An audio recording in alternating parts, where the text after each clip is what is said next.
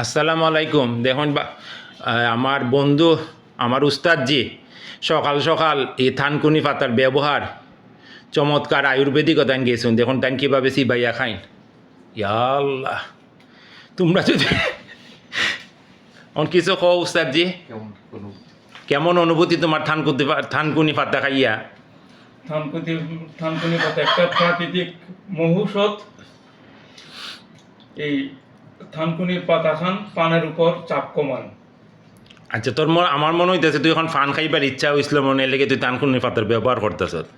আমরা তো ছোটোবেলায় মাঝে মাঝে যে ওই যে শিং মাছ দিয়া বা ঝুল পাতলা ঝুল রাইতে থানকুনি পাতা খাইতাম, তুই খাইতে পারতাম না, তুই গেরাইয়া খাইতেছ। তোরে কিতা কইতাম এখন, তোরে বাহবা দিতাম না কিতা কইতাম? এই বিষয়ে আমাদের আর এক বিশেষজ্ঞ, আমাদের গবেষক, তুমি কিচ্ছু কও।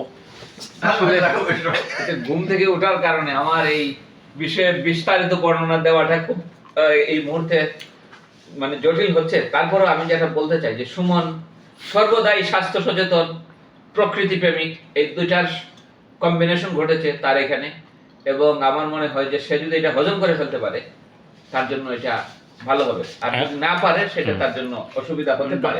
এখন আমাদের বন্ধু ডক্টর হাবিবুর রহমান ওরফে ইল বাবা, তান কিতা কইন দেখি। বড় হোক সুমন, তোমার বিষয় তো, তোমার বিষয় মানে এটা বড় হবে, এটা বলো ছোট বলো হবে না। বলো বলো।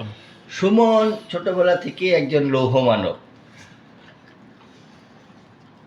তার শরীর স্বাস্থ্য লৌহের মতো শক্তিশালী না হইলে সে কখনো আনন্দ পায় না, এটা পারিবারিকভাবে আমরা জানি।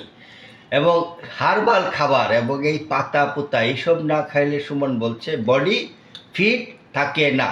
সুতরাং সমস্ত কিছু লৌহদণ্ডের মতো শক্তিশালী করার জন্য সে নিয়মিত এইরকম সবুজ রঙের জিনিসপত্র খাওয়া দাওয়া করে, এটা ভালো। আমরা আজকে শিখলাম, আমরাও খাবো এখন থেকে। বন্ধু, এটা খাওয়ার পদ্ধতি কি? এটা বিভিন্নভাবে খাওয়া যায়। প্রথম কথা হইতেছে, আমি লৌহ মানব যে কথাটা বলা হয়েছে এক সেন্সে কতটা সত্য।